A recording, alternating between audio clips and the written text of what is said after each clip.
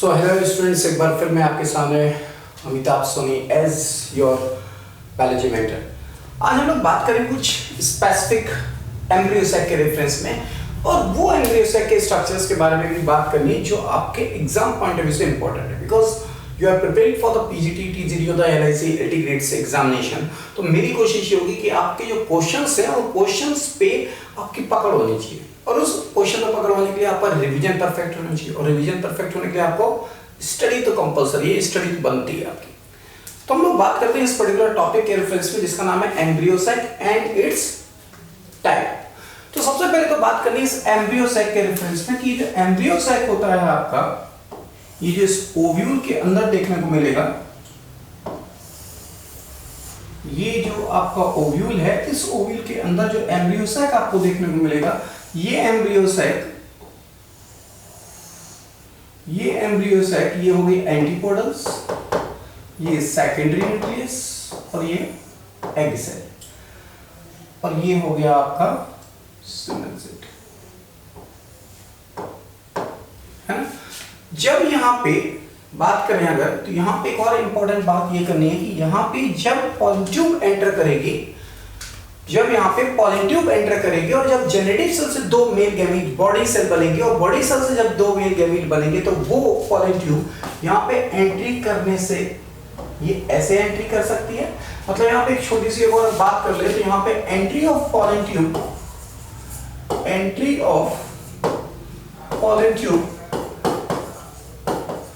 तीन टाइप की हो सकती है। पहला है, इसको बोलते हैं पोरोगेमी। पोरोगेमी का मतलब होता है मोस्टली जो पॉलीट्यूब होगी वो माइक्रोपाइल एंड से एंट्री करेगी, और ये है इसके दो मेल गैमीट। लेकिन कुछ केस में क्या होता है, यहाँ पे मीजोगेमी भी देखने को मिलती है। मीजोगेमी का मतलब होता है थ्रू इंटेगमेंट। यहाँ पे पॉलीट्यूब एंटर किससे करेगी, that is pollen tube enter through micropyle. इसे मैंने शॉर्ट में दिया है through micropyle. So pollen tube entry through micropyle, तो उसको बोलते हैं पोरोगेमी। और अगर ये थ्रू मीजोगेमी होगी तो इसको बोलेंगे थ्रू इंटेगमेंट। ये जो इंटेगमेंट होगा, इस इंटेगमेंट के थ्रू जो पॉलीट्यूब एंटर करेगी तो उसको बोलेंगे mesogamy. And the last one that is called chalazogamy. और ये जो चलाजोगेमी होगी, ये चलाजोगेमी का मतलब है थ्रू चलाजल एंड,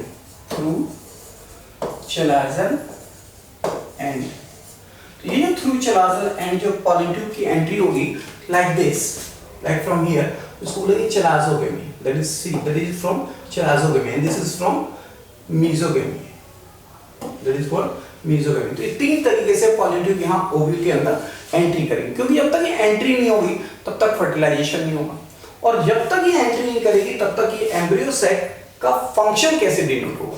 ओके, तो हम लोग बात करते हैं इस एम्ब्रियो सैक के रेफरेंस में।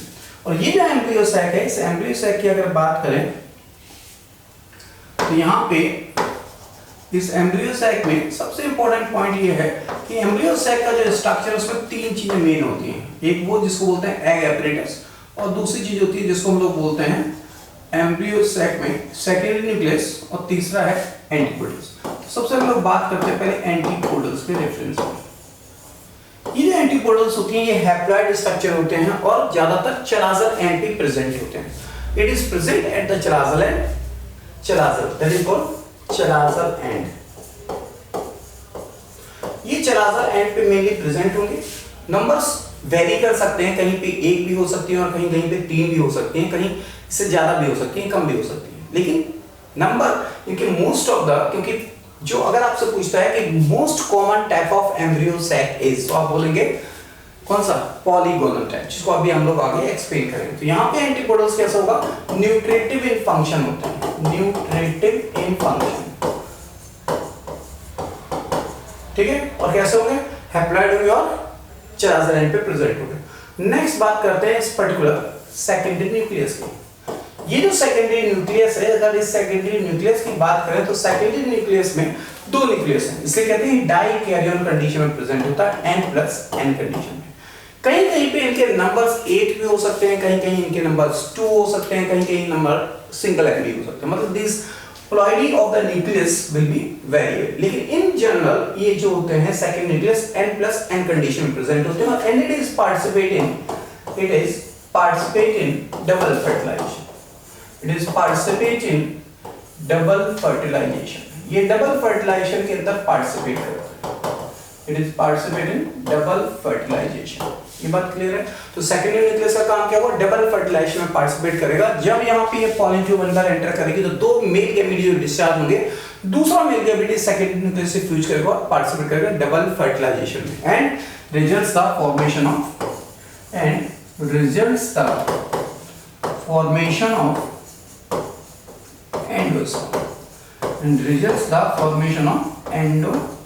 एंडोस्पर्म को फॉर्म करेगा, जो यहाँ पे कैसा हो जाएगा? ट्रिप्लॉइड। क्यों? क्योंकि यहाँ पे दो न्यूक्लियस हैं और एक मेल गैमीट का आएगा तो क्या बन जाएगा? ट्रिप्लॉइड स्ट्रक्चर बन जाएगा। अब ये बात करते हैं, ये है हमारा एग एपरेटस। अगर इसके पूरी बात करें तो ये पूरा क्या है? Egg apparatus. इसको हम लोग एग एपरेटस बोलते हैं। अगर इस एग एपरेटस की बात करें तो इस एग एपरेटस का मतलब है दो चीजें होंगी। एक तो होगी एग सेल और दूसरा होगा सिनर्जिड। ठीक है, एक होगी क्या? एग सेल, दूसरा क्या होगा? सिनर्जिड। Both are haploid. लेकिन अगर हम बात करें लिटिल बिट थोड़ी सी डिफरेंट है, यहाँ पे बात करनी है कि यहाँ पे जो आपका सिनर्जिड है, ये जो सिनर्जिड है ये बड़ा डिफरेंट है। क्यों? क्योंकि ये इफीमेरल नेचर का होता है। कैसा होता है? इफीमेरल नेचर। और इफीमेरल का मतलब क्या होता है? इफीमेरल का मतलब क्या होता है? इफीमेरल का मतलब होता है शॉर्ट ड्यूरेशन, जिसकी एग्जिस्टेंस कैसी हो? कम हो, थोड़ी देर के लिए बने। ये इफीमेरल in nature.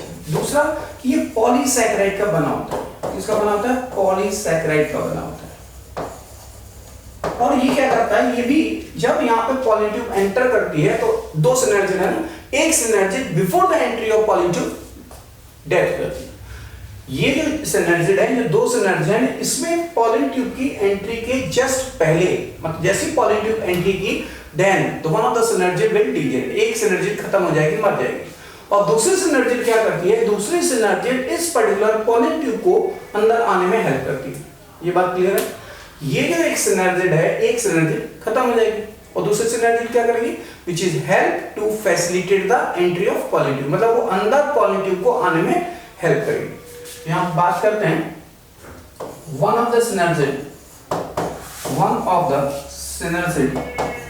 degenerate. One of the synergic degenerate before the entry of pollen tube. Before the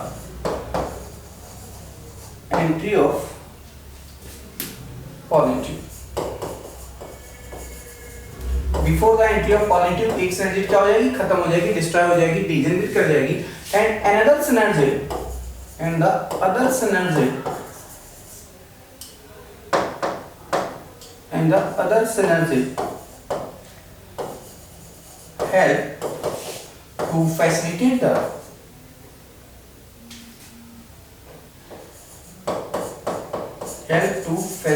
the entry of pollen tube. ये बेसिकली उस दूसरे सिनर्जिड, जो दूसरी सिनर्जिड है वो क्या करेगी? इसके पॉलन ट्यूब को आगे अंदर आने में हेल्प करेगी। तो ये तो बात हुई इस पर्टिकुलर सिनर्जिड के रेफरेंस में। अब हम लोगों को बात करनी है इस एग सेल के रेफरेंस में। ओके,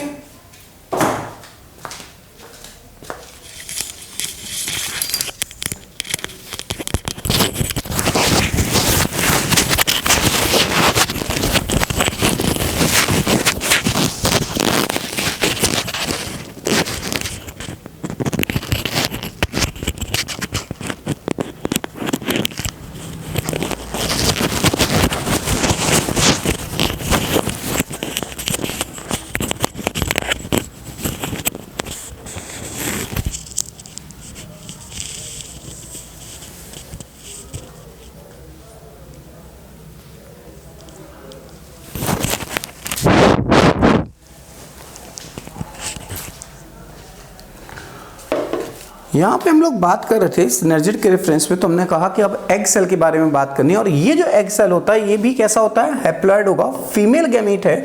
और इस फीमेल गैमीट की अगर बात करें तो यहाँ पे जो फीमेल गैमीट होगा वो फीमेल गैमीट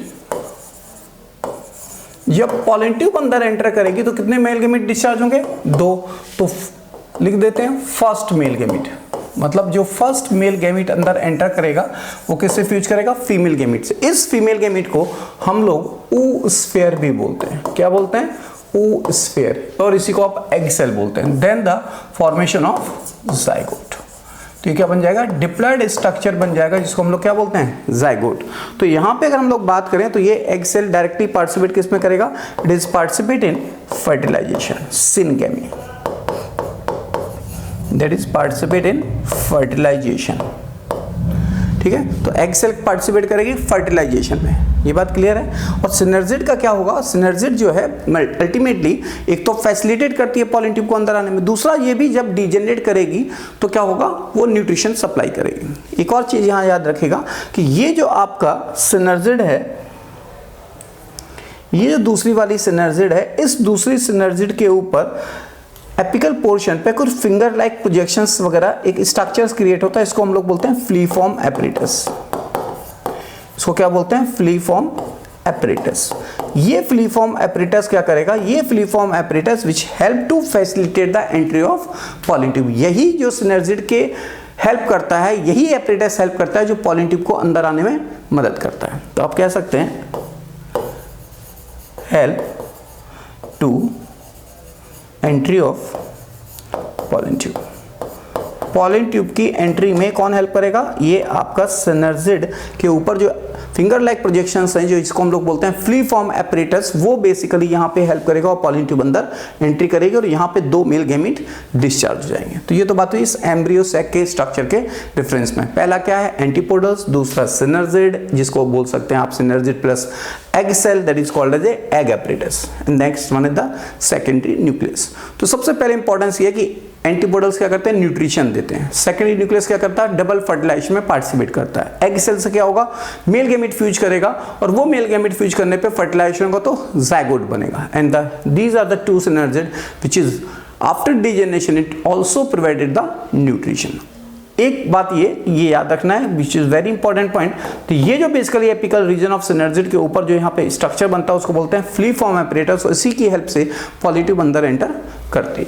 तो ये तो बात हुई इस पर्टिकुलर पॉइंट ऑफ व्यू से। और यहाँ पे हम लोग बात कर रहे हैं इस फीमेल गैमेट के फ्यूजन के बारे में कि जब ये मेल गैमेट से फ्यूज करेगा तो जाइगोट बनता है। अब बात करते हैं टाइप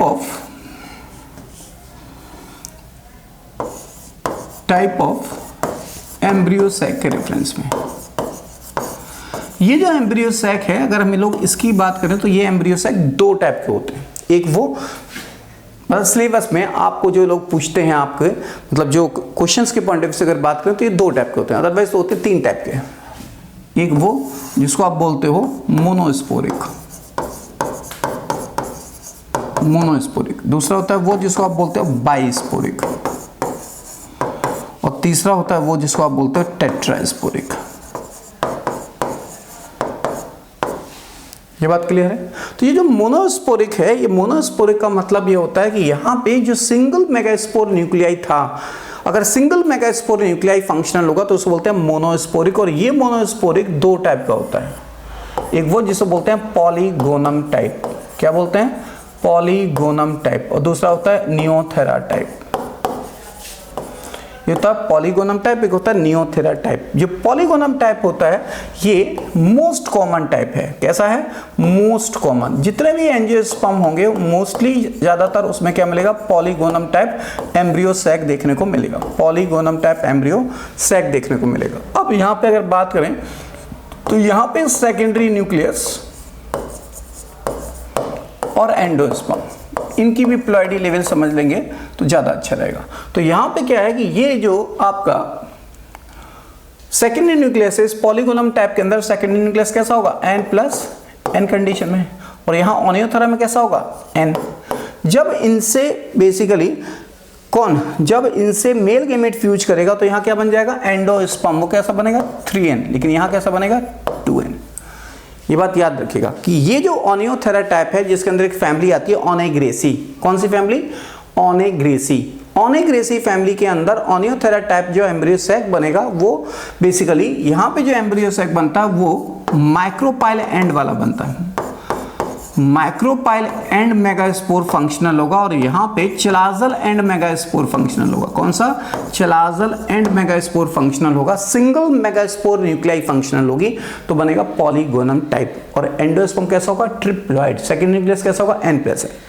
ये बात क्लियर है। यहाँ पे आपने देखा, मैंने पहले बोला था सेकेंडरी न्यूक्लियस का जो प्लॉइडी होती है वो वेरी करती है। तो यहाँ एक न्यूक्लियस है, जनरली कैसे होते हैं? 2। तो इसका प्लॉइडी लेवल कैसा हो जाएगा एंडोस्पर्म का? 2n। ये बात क्लियर है। अब बात करते हैं नेक्स्ट अनदर वन की। ये जो हमारा बाइस्पोरिक है, ये बाइस्पोरिक के अंदर भी 2 टाइप के एम्ब्रियो सैक बनते हैं, लेकिन यहाँ पे एक अंतर है, यहाँ डैड बनते हैं पहले। डैड का मतलब ये होता है कि 2 megaspore nuclei will functional to the formation of embryo sac. 2 megaspore nuclei अगर फंक्शनल होंगे, जो एम्ब्रियो सैक को फॉर्म करेंगे, उसको बोलते हैं बाइस्पोरिक टाइप। तो ये जो बाइस्पोरिक टाइप है, इसमें पहला है जिसको बोलते हैं एलियम टाइप और दूसरा है एंडीमियन टाइप। एक और चीज याद रखेंगे कि ये जो डैड है, ये डैड क्या है? Allium type. Allium cepa, allium sativum plant के नाम है जिसे आप प्याज और लहसुन बोलते हैं। और ये एंडीमियन है। तो ये तो प्लांट के नाम है बेसिकली। ऐसे ये पॉलीगोनम एक प्लांट का नाम है। तो यहाँ पे जो बाइस्पोरिक है, जहाँ डैड फॉर्मेशन होता है, यहाँ क्या बनते हैं? एलियम टाइप बनते हैं। और ये एलियम टाइप के अंदर डैड कैसे बनेंगे? यहाँ पे जो डैड बनेंगे बेसिकली, यहाँ डैड बनेंगे चलाजल। जो चलाजल एंड पे होगा वो यहाँ पे डैड फंक्शनल होगा। और यहाँ पे कौन सा फंक्शनल होगा? माइक्रोपाइल। माइक्रोपाइल के अंदर जो डैड बनेगा, उस पर्टिकुलर डैड का फॉर्मेशन होगा जो एंडीमियन टाइप ऑफ एम्ब्रियो सैक को बनाएगा। यहाँ भी वही सेम चीज होगी कि यहाँ पे ये N+N कंडीशन में रहेगा, N+N। और यहाँ जो बनेगा वो 3n बनेगा एंडोस्पर्म। यहाँ भी वो N+N कंडीशन में होगा, यहाँ भी 3n एंडोस्पर्म होगा। तो मोस्टली प्लॉइडी ऑफ एंडोस्पर्म कैसी होती है? 3n। एक वैसे तो याद रखें तो यहाँ पे more than 1 different kind of tetrasporic. Tetrasporic का मतलब है चारों के चारों, मतलब 4 megaspore nuclei are participate to the formation of megaspore. मतलब चारों न्यूक्लियस से क्या बन जाए? मेगास्पोर, चारों न्यूक्लियस से एम्ब्रियो सैक का अगर फॉर्मेशन हो जाएगा तो उसको बोलेंगे टेट्रास्पोरिक टाइप। ये बात क्लियर है। लेकिन यहाँ पे आपको बस याद रखना है कि एक प्लांट का नाम हम बताते हैं जिसको बोलते हैं पेपरोमिया। इसका नाम है पेपरोमिया। इस पेपरोमिया के अंदर अगर हम बात करें तो यहाँ पे जो एंडोस्पर्म होता है, यहाँ पे जो एंडोस्पर्म होता है, उस एंडोस्पर्म की प्लॉइडी 9n होती है। Peperomia that is a type of tetrasporic type of क्या है? पेपरोमिया एक टाइप का एम्ब्रियो सैक है जो टेट्रास्पोरिक है। एक और होता है इसमें जिसको हम लोग बोलते हैं plumbagella, that is called as plumbagella. ये जो प्लम बेजिला है, पीनिया है, इन सब के अंदर जो एंडोस्पर्म हो, उस एंडोस्पर्म की प्लॉइडी लेवल 5n होती है। तो यहाँ पे आपको एक चीज याद रखनी है कि टाइप ऑफ एम्ब्रियो सैक में मोनोस्पोरिक क्या होते हैं, बाइस्पोरिक क्या होते हैं, टेट्रास्पोरिक क्या होते हैं। मेनली आपके यहाँ सिलेबस में मोनोस्पोरिक और बाइस्पोरिक से ज्यादातर पूछा जाता है in your competitive exams like the TGT, PGT और LT ग्रेड्स में जो GIC वगैरह के एग्जाम होते हैं उनमें।